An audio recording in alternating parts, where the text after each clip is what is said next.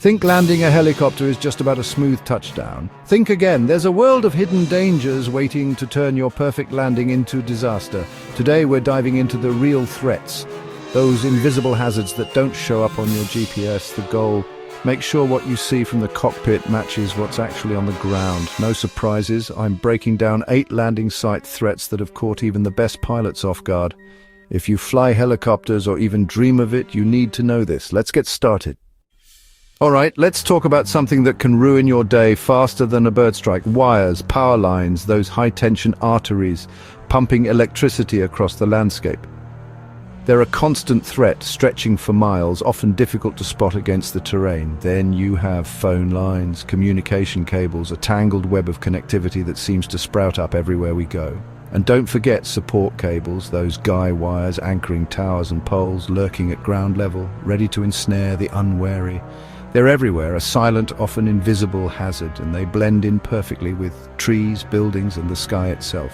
One moment you're clear, soaring through what seems like open airspace. The next, you're in a high-voltage nightmare, a potentially fatal encounter with unseen wires. Charts and overlays help, providing a general overview of known obstacles, but they're not foolproof. Relying solely on them is a gamble you can't afford to take. New wires go up with alarming frequency, infrastructure expands, old ones move, rerouted for construction or maintenance, and not everything is updated on those charts. There are always unmarked, unlisted hazards lurking. Don't bet your life on someone else's paperwork.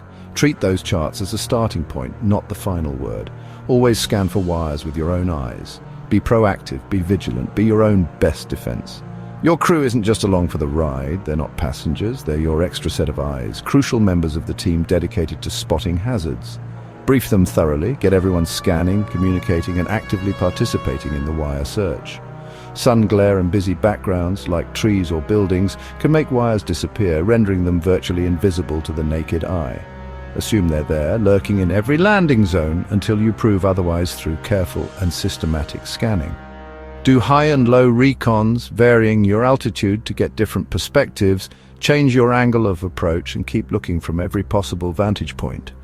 Hitting a wire isn't a fender bender, it's not a minor inconvenience, it's catastrophic, often resulting in severe damage, injury, or even fatalities. Wires are silent, sneaky, and unforgiving. They offer no second chances. Look again. Scrutinize every inch of the airspace and then look one more time, just to be absolutely certain. Your life depends on spotting, on identifying that nearly invisible strand before it's too late. Never get complacent. Complacency kills. Make wire checks a habit, an ingrained part of your routine every single landing without exception. It's your best defense against a silent and deadly enemy. Now let's talk about the wild cards, those unpredictable elements that can throw even the most meticulously planned landing into disarray.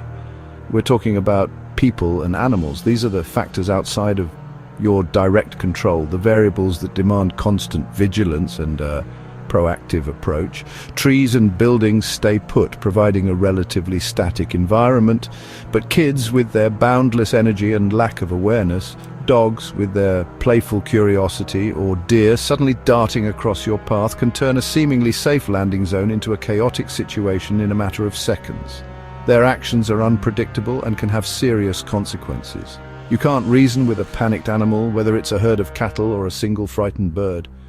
And you certainly can't reason with a curious bystander who might not fully grasp the dangers involved. That's why it's crucial to always maintain a big buffer zone around your intended landing area. This provides a safety net, a space to react if the unexpected occurs, and be ready to execute a go-around instantly if that buffer is breached. No hesitation. Your safety and the safety of others depend on it. If you have ground crew available, consider them your first line of defense, your eyes and ears on the ground, managing the perimeter and keeping people and animals at a safe distance. If not, then it's all on you and your crew in the air to maintain situational awareness and make informed decisions. Scan not just the immediate landing spot for obstructions, but also the surrounding environment. Look for paths that people might be using, roads where vehicles could unexpectedly appear, or houses from which someone might emerge. Always operate under the assumption that people will do the dumbest thing possible, driven by curiosity or a desire for a closer look, and that animals, sensitive to noise and vibration, will spook and react unpredictably. Stay defensive in your approach. Stay alert to any changes in the environment. Don't get committed to a landing if the situation changes, even at the last moment. It's always better to go around and reassess. Be ready for anything, because in the world of helicopter operations, the only constant is the unexpected. Let's talk about foreign object debris, or as it's commonly known, FOD. It's a critical aspect of aviation safety that often gets overlooked, but its potential consequences are far-reaching and can be catastrophic. We're going to delve into why even the smallest pieces of debris can pose a significant threat to helicopters and their operations. Small stuff, big danger. Even seemingly insignificant items can cause major problems.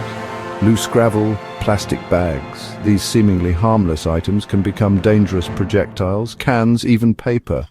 Everyday trash can turn into a hazard in the blink of an eye. Your rotor wash turns them into missiles. The powerful downdraft from the rotor blades can pick up these objects and propel them at high speeds. That harmless pebble, that tiny rock sitting innocently on the ground. It can shatter a windscreen or damage your engine. Imagine the consequences of a cracked windscreen mid-flight or debris ingested into the engine. FOD is often overlooked, but it's deadly. It's a silent threat that can lead to costly repairs or even worse, a catastrophic accident. Always do a thorough site check before you even think about starting the engine, especially at unprepared zones. Remote landing sites often have a higher risk of FOD. If possible, do a low pass to inspect for debris. This allows you to identify potential hazards from a safe distance. Think like the wind. Anticipate how the wind will affect loose objects on the ground.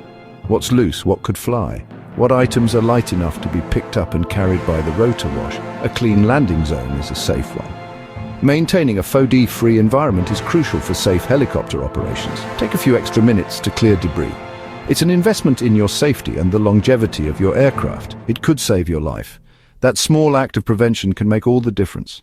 Don't let a soda can take down your helicopter. It sounds absurd, but it's a very real possibility. Treat every piece of FOD as a real threat, because in the world of aviation, even the smallest threat can have devastating consequences.